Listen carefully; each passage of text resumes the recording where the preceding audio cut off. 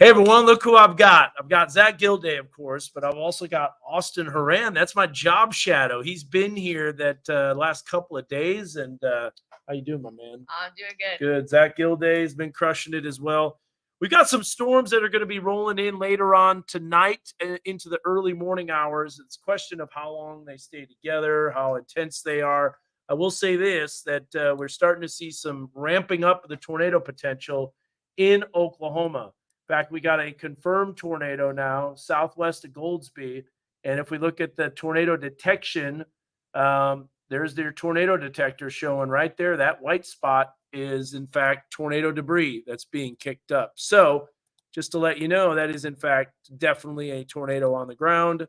And yeah, that's what we're seeing. So there's a look at the storm and a lot of other tornado warnings as well. The question is how much do those storms organize and move into here? That's a question that remains to be seen because right now it's just a few little isolated storms. So let's take a look at what we've got weather-wise. And so this is just a quick update because I've got at the top of the newscast here coming up at 9 o'clock. I'm off the top of Fox 24, and we've got some storm potential. Now, the Razorbacks are playing softball here real soon. Everybody's been anticipating that game. Chris Ebert says he's here. Very little rain at my house today. Well, Alex, you still got several days to be getting some rain. I think you will eventually get some rain within the next 7 days. Definitely. It's going to be coming. Obviously, there wasn't as much, but Rogers got some rain. I saw that as well. There's that severe weather risk. You can see it is a marginal. So here's what happens over time as these storms pop up.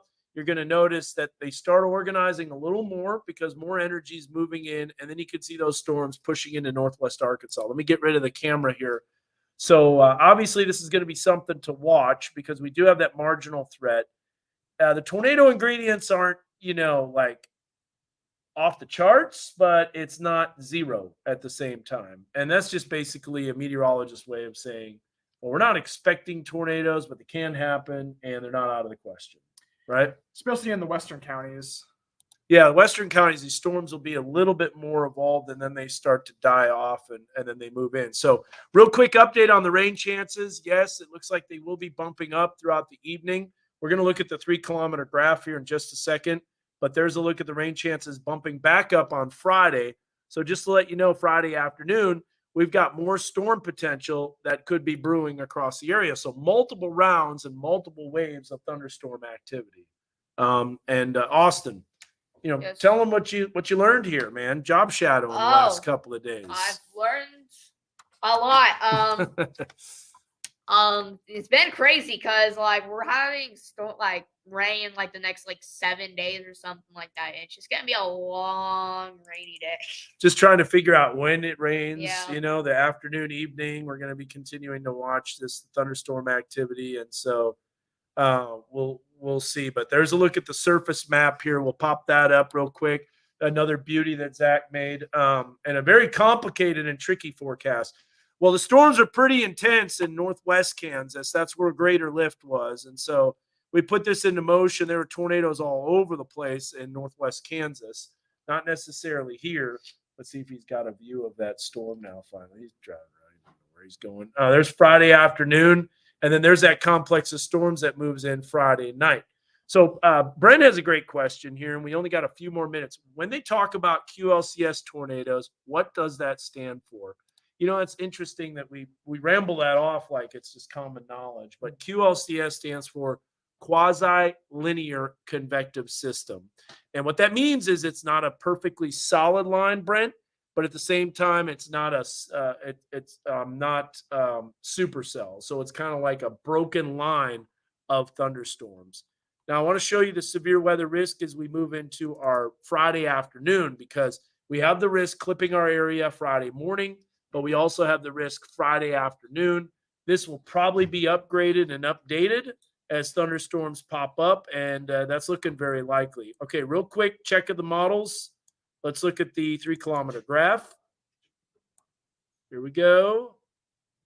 And see, that's interesting because it's after midnight. Storms are looking possible. That complex of storms from Oklahoma moves in. that's mostly wind damage right there, if anything. It's kind of just like heavy rain, and I don't really see tornado potential with that. And I feel like I believe that more than the Ace Triple R. Yeah. Boy, if that happens, Alex, you'll be getting some rain at your house. Because it makes sense. There is some energy moving in. There's no doubt about that. And so that's pretty impressive right there. That might be a little overdone. Let's see what this is the H triple R. And so it kind of shows a similar story. Yeah. Let's look at the 4-kilometer graph, and then I got to shut it down because I'm just about ready to lead. Now, this one looks a little bit more ominous, like on the leading edge of the line. There could be some circulations. That's a QLCS right there, quasi-linear convective system. Then you see it moving out.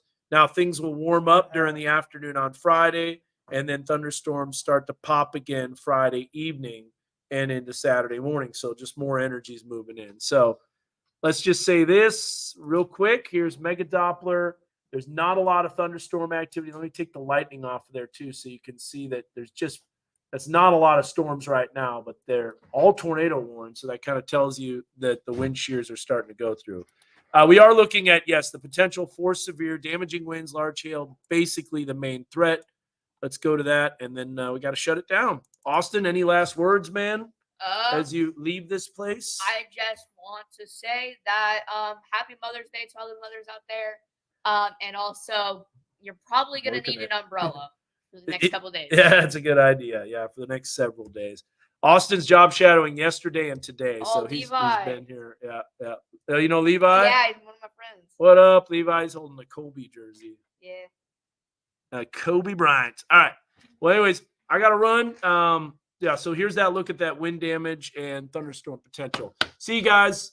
Have a good one. We'll do another update if needed for the after the 10 o'clock newscast, unless I go run and watch Razorback softball game, which is a possibility. Good possibility. See you. See ya.